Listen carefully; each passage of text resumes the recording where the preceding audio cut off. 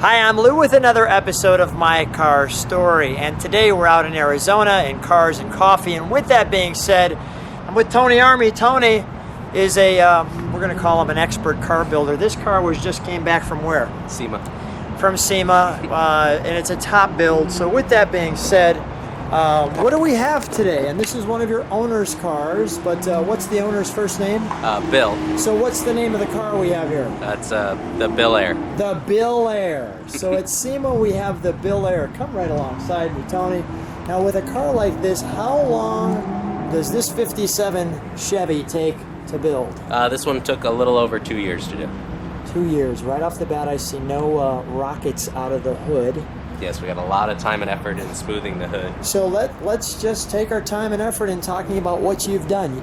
Go ahead, tell me from the front. I don't see any big bumpers. Yep, so we started out with we got a one-piece bumper from Dan Chuck. It's a smoothie bumper, so it eliminates the bullets in the front. And then we narrowed it 1 inch, pulled each side in an inch as well, so it stayed at the right curve of the fenders.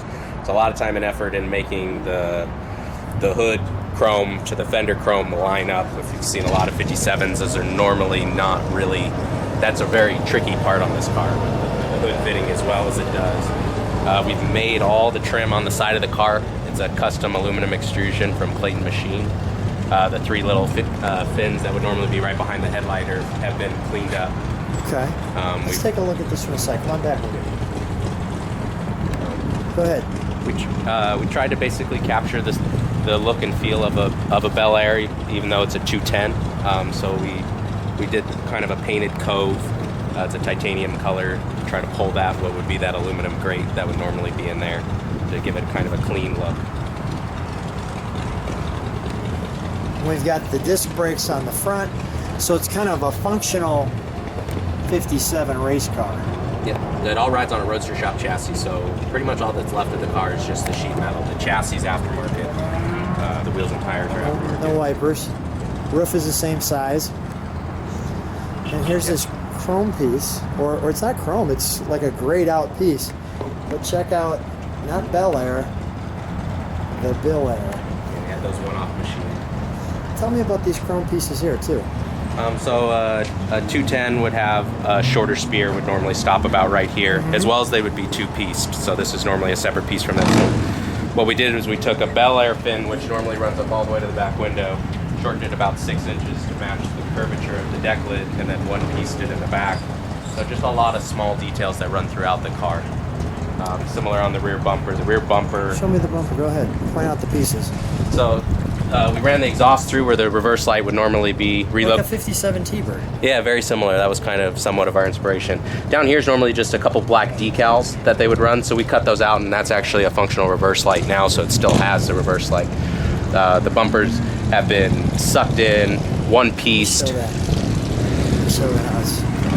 You know, we changed the curvature to match the same shape as the body, so it looked like it fit the car like it's supposed to. So lots of refinement. Wow. The center section of the bumpers had the license plate light removed since we relocated the license plate down below. After we one-pieced the bumper, we split the bumper along the seam and wedged the top down so you could see the trunk gap. Yeah. Just to show the fit and finish on the car. And that looks... Kind of went for a stock look, but it's nowhere near stock. Let's take a look at the inside. So there's still the gas cap there? Yeah, as usual? This just opens up right there. Yep. That's just a modern style cap where you just put the nozzle in so you don't have to take anything off. That's pretty cool. The best of both worlds, the new and the old. So we tried to retain a lot of the 57 feel. So this is an original pattern, material and design from 1957. This is the Silver Cloud. We did everything else in leather, used all the original trim. The armrests are from a 1956 Chevy because we wanted that a little more swoopy molded in look.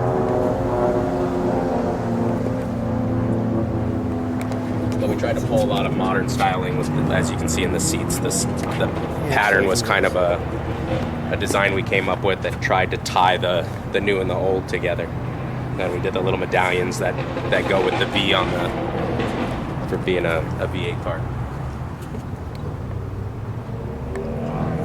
back seat.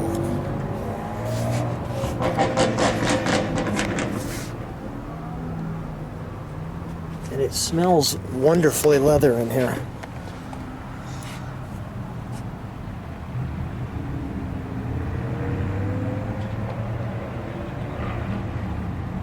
That's a cool little instrument cluster. Yeah, Classic Instrument makes that. It's just a direct fit bolt-in deal, so anybody with a stock housing can have modern gauges that actually work. I mean, talk about a clean, and notice the Bel Air. Yeah, the dash has been smoothed out pretty well. We added, the AC vents down below, but still made it functional. There's a radio in the console door itself. And Where's the radio? Actually, if you open that. Go ahead. Let me get out. It's right there. Got it. So there's your radio. Just wanted everything in arm's reach where it wasn't too complex of a car to operate. Look at that. And I see the speaker. The speaker's up front here too. Let's open under the hood, shall we?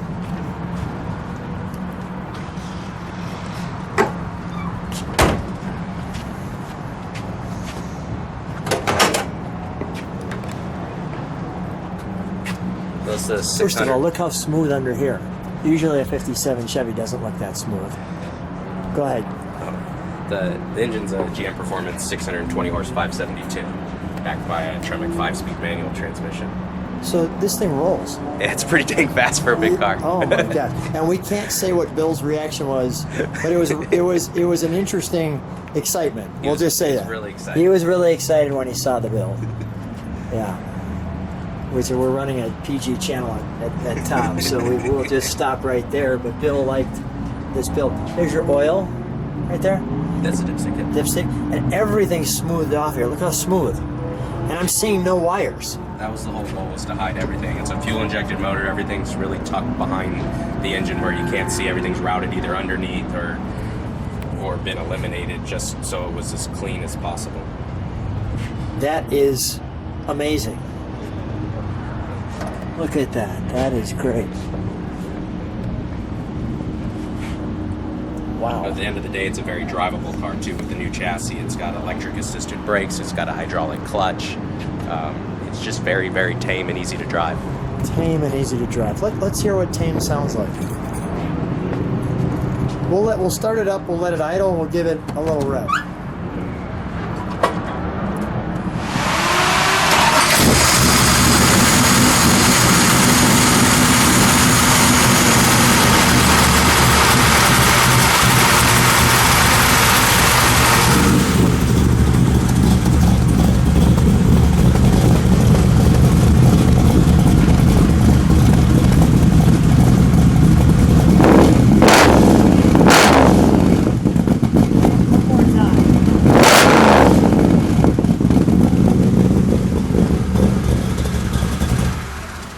Tony, you said that's tame?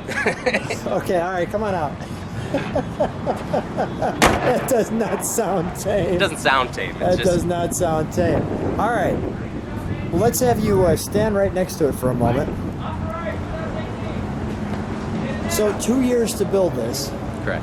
Where's your shop out of? So people, let's give you a little plug here. Yeah, we're out of Phoenix, Arizona, North Phoenix area. You want to give a little more than that? What's your company called? Yeah, it's American Legends. American Legends. Very humble. Let's take a look back at the car. And just amazing build. Shut that. I want to give people one more overall look at the Bel Air. Looks like a Bel Air, but it's not. Do me a favor. Turn the headlights on, please. I want you to step on the brakes too when I get back there, because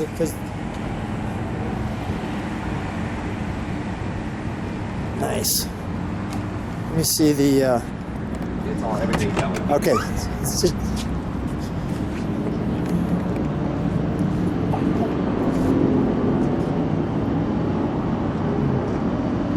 One more step on the brake, please. Perfect. Okay, we'll shut that down. Tony, amazing build. So many subtle cues. Still looks like a 57 Chevy, but an amazing car. So glad that your owner loves this one. I can completely understand why. Thanks for being on My Car Story. No problem. Thank you.